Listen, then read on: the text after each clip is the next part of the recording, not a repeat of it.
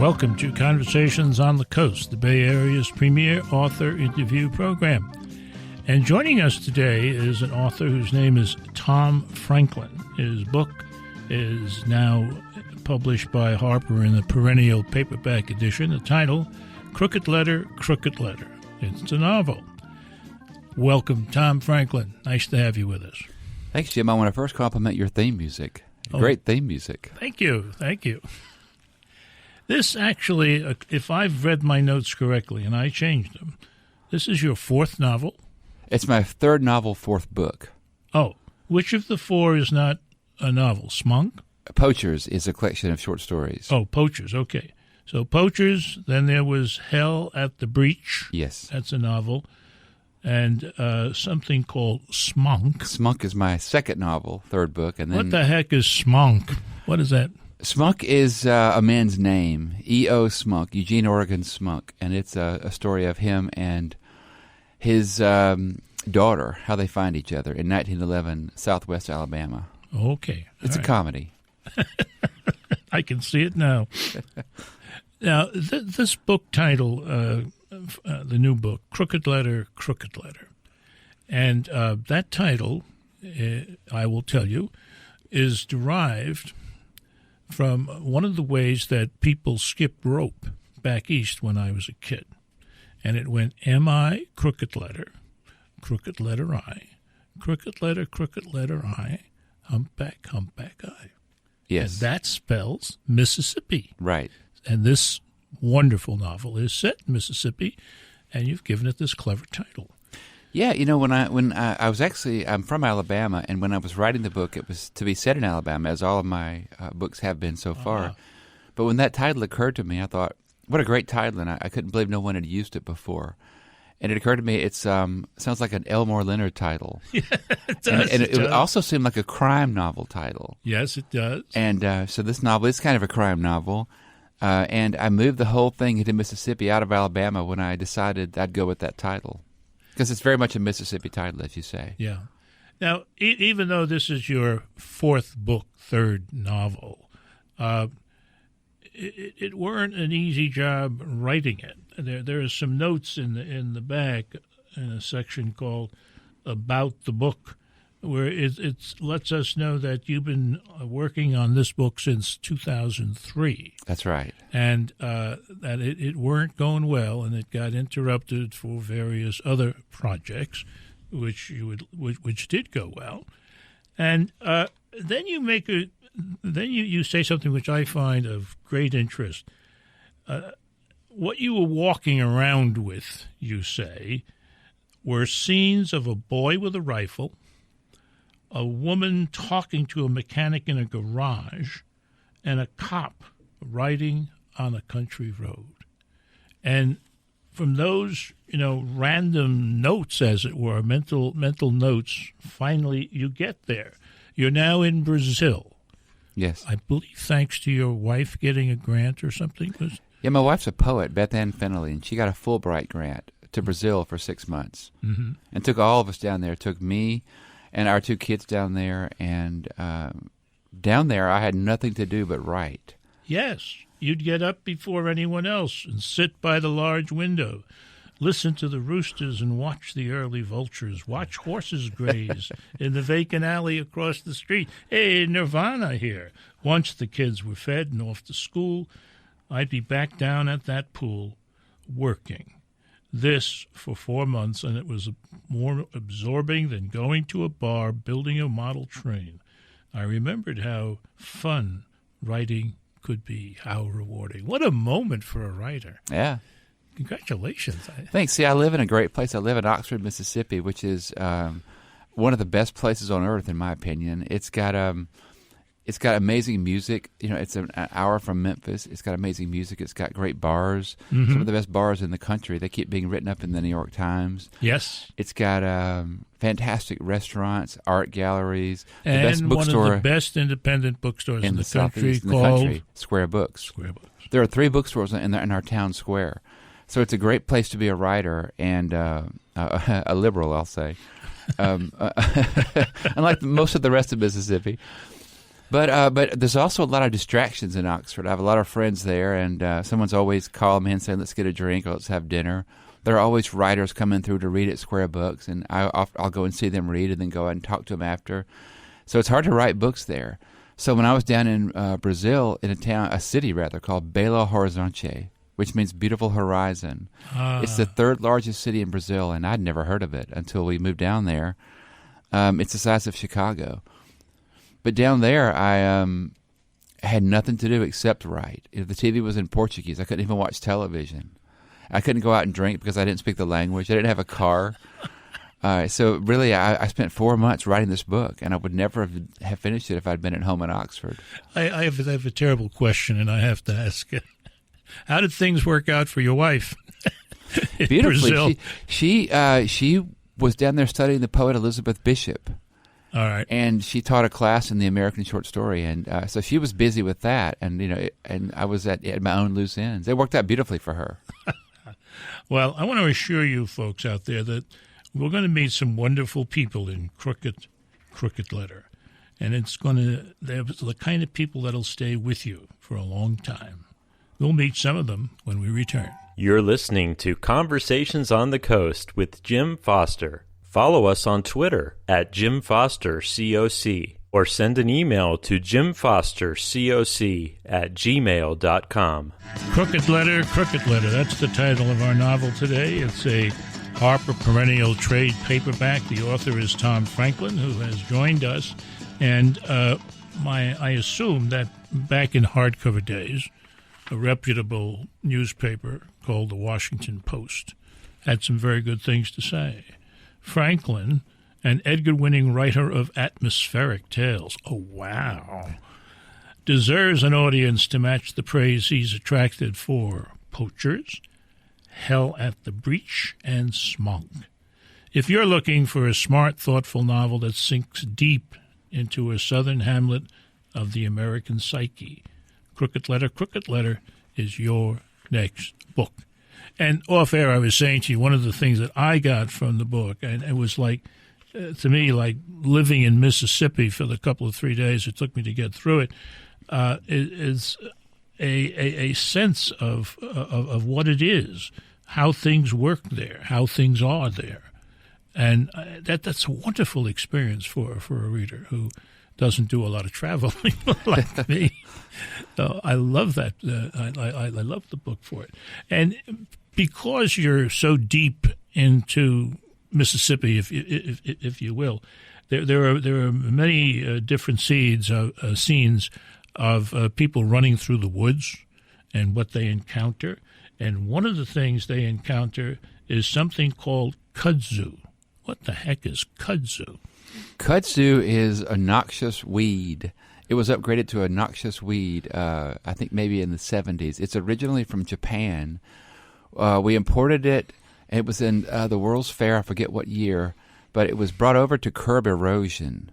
But what we did not bring over were the bugs that eat it and keep it in check. So it's taken over the southeast. And you'll see it. It will climb up a tree and cover the tree in a sort of lacy green leaf, and the tree will eventually die from it. But it'll go across power poles, power lines. It just never stops climbing, and it dies every year, and then grows back over its carcass from the year before, over its old rotted vines from the year before. But it makes a tree look like a dinosaur or something. It's kind of a cool noxious weed, as it were. It's a pest. It is a pest, but and they say you can't kill it because you can't find its root. You could follow it all day and follow the vines, but you won't find the original root. You have to find that to kill. A selection of it, a group of it. I would say at the center of Crooked Letter is a character who in the book is called several things. But the first thing I think he's called is Scary Larry, and he got this name because of his addiction to the horror stories of one Stephen King. Yes, and he's really a main character. He also got that nickname because he had one date in his life. At age 16, he took a girl to the drive-in movie, and she's never seen again. And I think the nickname comes more from that than the horror novels. The horror novels. Yeah. He has when we meet him later on, and that's the thing, that the novel looks at the characters at different stages of their existence. He has a very dysfunctional auto repair shop where he goes each day to make sure he doesn't have any business. Yes. And he never does. Well, because of the appellation Scary Larry, and because of what he was accused of in high school, he's become a pariah, and no one will go to his automotive repair shop. Everyone is afraid of him. They all think he killed this girl 25 years ago, and so he lives a very sad life with no friends. I think the only people he talks to are the people that he buys fast food from, the girls at KFC or McDonald's. Mm-hmm. And no one talks to him. And once in a while, a customer who doesn't know his reputation will come through and stop for a brake job or something, but that's rare. Mostly he goes every day and sits there by himself and reads his horror novels. Now, throughout his life, he has no friends.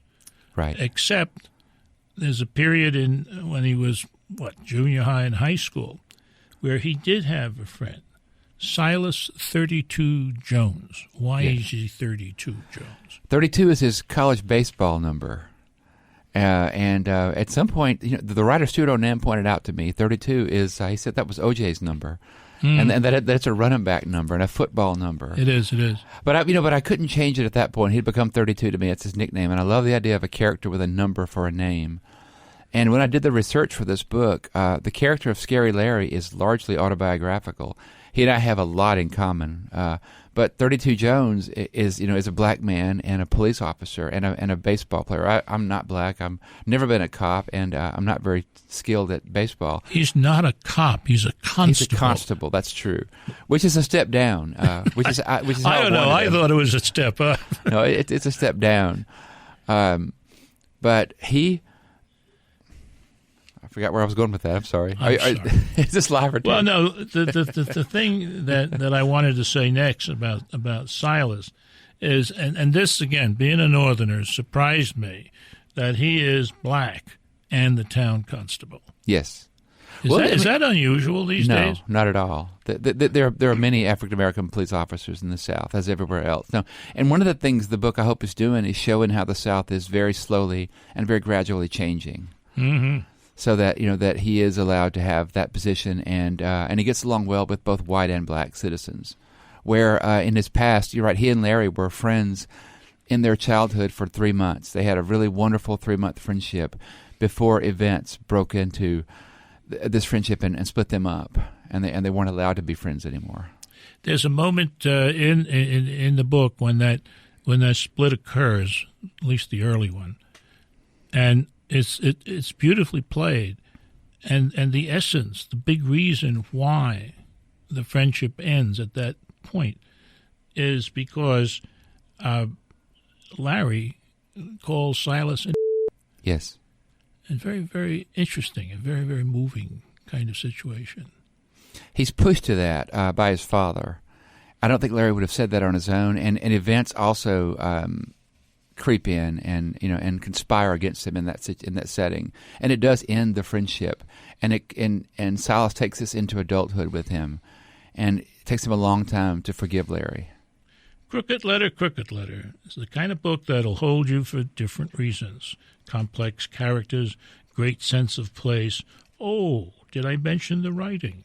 Stay tuned. You're listening to Conversations on the Coast with Jim Foster. Follow us on Twitter at Jim Foster COC, or send an email to jimfostercoc@gmail.com. This is Conversations on the Coast. I'm Jim Foster. We're talking today to Tom Franklin about his fourth book, third novel, with the marvelous title, Crooked Letter, put out there by our friends at Harper Perennial. What nice people they are to do this. Was Harper the hardcover publisher? William Morrow. Oh, William Morrow. Well, that's all Same part thing, of right. all part of that group. Yes, yeah. The LA Times said in part of this book, there is no greater joy than when an author whom you've long admired produces his or her best work to date. I'm back in that state of wondrous reading pleasure thanks to a new, years-in-the-making novel by Tom Franklin. And don't forget, folks, one of those years was spent in Brazil next to the pool while his wife worked and worked and worked. And he just sat up and down in the elevator and so on. I was curious when I read that best work to date. Is that how you feel about it too? I'm not sure it's the best. It's certainly the most reader-friendly. The other books are very dark and sometimes very violent. This one is a lot less dark and less violent, I think.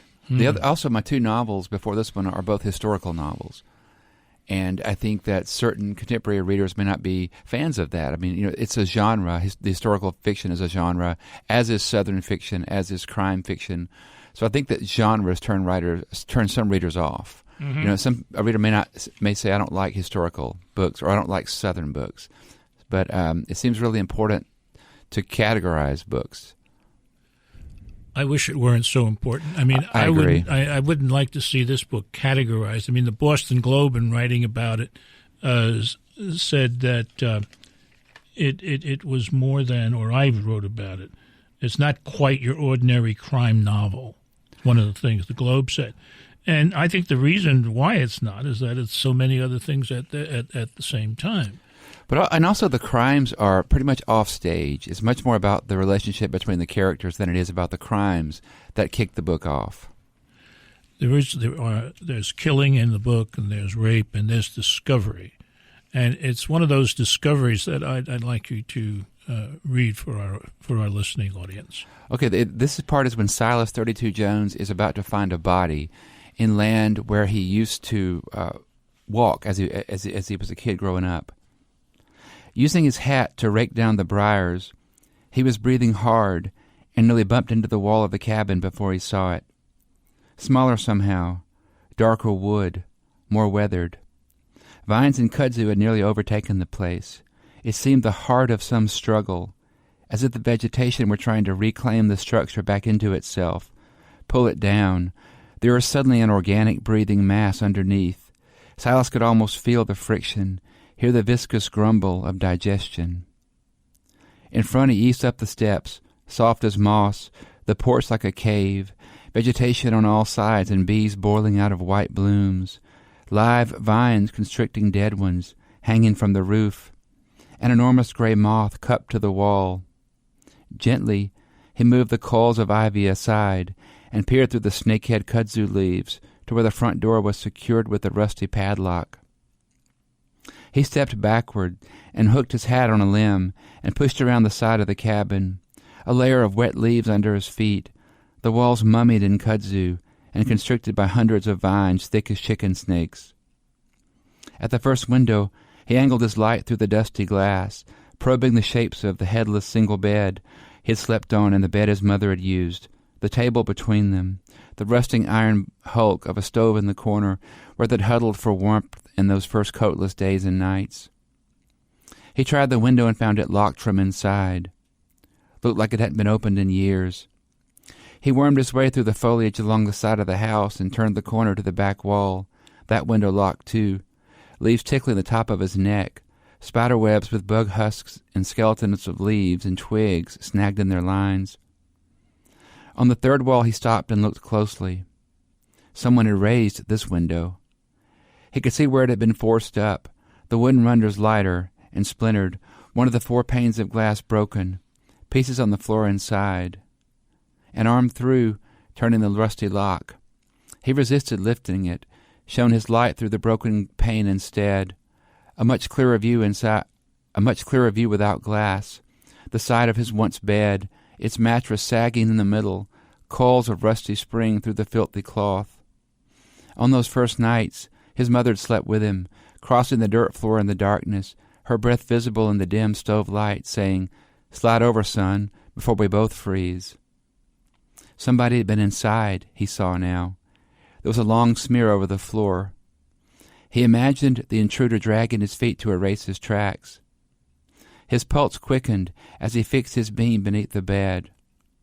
There it was, a shadow image of the bed, cast in rumpled dirt, a place where someone had dug, he realized, a grave. Wow. It is crime, and it is mysterious and scary. It's really, really, really, really scary. the fellow doing the investigation of these two murders, two young women, unsolved, one for over 20 years, is a guy by the name of Roy French. I hated him. You did? I did. The reason I hated him was that interview in the hospital. That really bugged me. Here's the guy half out of his gourd on drugs, and he forces, the only word I would use, he forces what was for him an acceptable confession. Well, he's convinced that Larry's guilty for the first crime, and he's sure he's guilty of this crime. And I think he's just doing his job. If Larry's not guilty, he won't confess. And it turns out that he isn't guilty. I mean, that's not giving anything away. Mm-hmm. But I think Roy French is simply doing his job. And he does believe Larry is guilty. Here's what we'll do. Go out and buy the book. Make your decision on Roy French, and let us know whether the author is right or the interviewer. Oh, what an ugly thought.